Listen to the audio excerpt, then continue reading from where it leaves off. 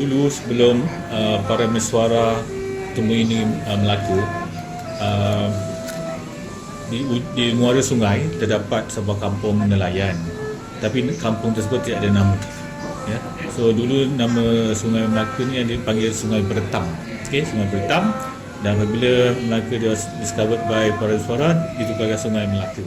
Di sini kita boleh melihat tanah-tanah yang telah ditambakkan dan kemudian telah menjadikan tapak gudang untuk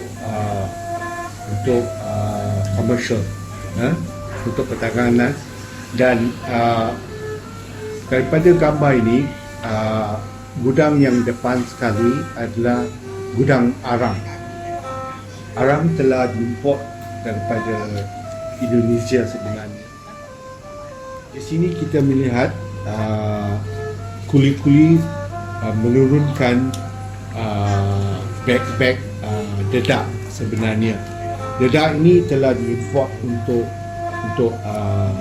agriculture lah.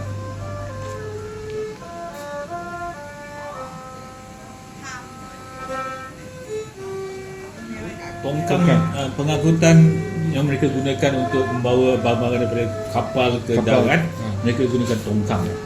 Tapi malangnya tongkang ni tidak ada enjin. Mereka gunakan tenaga manusia untuk menolak, menggunakan kayu panjang untuk menolak ke muara sungai.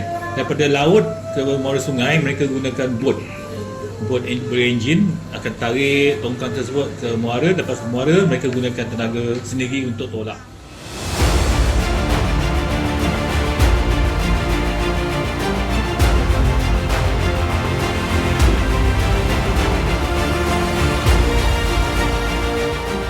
Pembangunan Sungai Melaka ni secara terperinci, kita ada muatkan, kita ada masukkan dalam rancangan tempatan MBMB tu, yang disediakan, kalau saya tak silap, pada tahun 2005. Dan rancangan tempatan tu, kita JPBD negeri memang terlibat sepenuhnya membantu MBMB menjadikan detail guideline dan detail kaedah perancangan untuk sepanjang Sungai Melaka tu.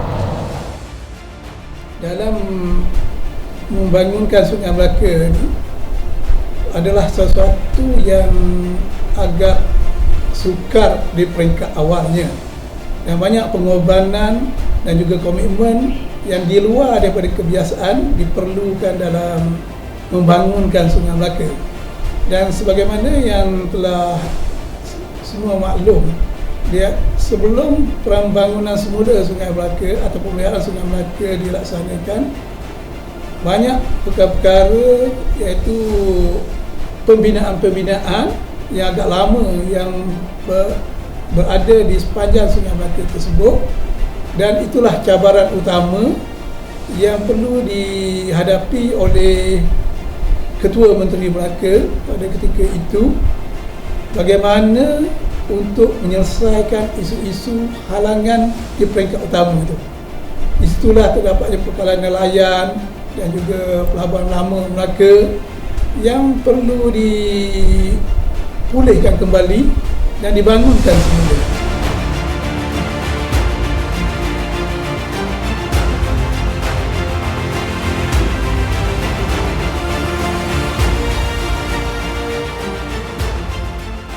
Di agensi yang luar daripada konteks perancangan secara jelas, iaitu di Perbadanan Pengelolaan Sungai dan Bantai Sepasal Pencen. Jadi saya nampak lagi bagaimana konteks perancangan itu dapat memberi satu arah tuju yang jelas terhadap pembangunan fizikal.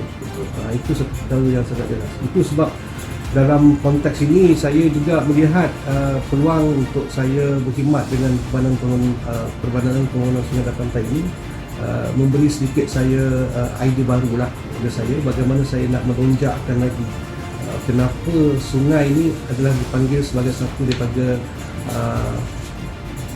keperluan hidup ataupun dianggap sebagai sumber hidup yang penting. Memang dalam aspek rancangan terlihat begitu besar, tetapi saya nak melihat bagaimana pelaksanaan itu memberi kesan terhadap pembangunan secara keseluruhan. Pembangunan secara penting. Sebab pengalaman saya lihat, ialah saya berada duduk di pejabat, kemudian saya turun ke bawah, Kemudian tingkat ketiga, melaksanakan. Sangat berbeza. Dia ada dia punya proses. Banyak halangan, banyak rintangan. Jadi benda-benda yang kita kena sentiasa muhasabah, kita sentiasa melihat peluang dan ruang yang terbaik kita boleh melaksanakan agenda-agenda pembangunan dan perancangan yang terbaik.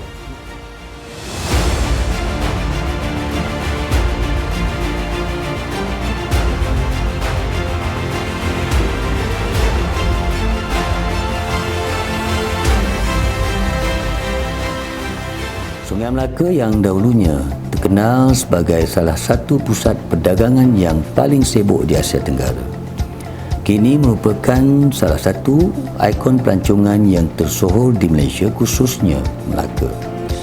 Jika suatu ketika dahulu Sungai Melaka yang kiri dan kanannya merupakan pusat penempatan penduduk setempat, perkuburan, perniagaan, perkapalan, pelabuhan dan banyak lagi sejak ratusan tahun yang lalu, kini Sungai Melaka telah berubah wajah dan dikenali seantero dunia sebagai salah satu ikon pelancongan yang dibanggakan oleh Kerajaan Melaka dan terus mendapat tempat di mata dunia melalui pengiktirafan sebagai tapak warisan dunia oleh UNESCO pada 7 Julai 2008.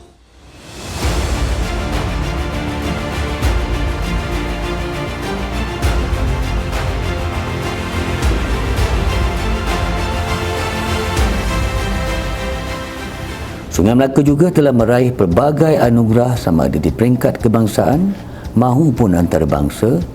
Antaranya ialah anugerah Green Apple Award tahun 2013, iaitu Built Environment and Architectural Heritage daripada United Nations Environment Program, Green World Ambassador tahun 2014, MIP Recognition Award tahun 2016, Anugerah Kecemerlangan Perancangan 2016 bagi kategori penyediaan ruang awam bandaraya untuk Sungai Melaka, dan Anugerah Inovasi Perdana Menteri tahun 2016, Perancangan Melangkaui Kelaziman 100 tahun Perancang Bandar Malaysia.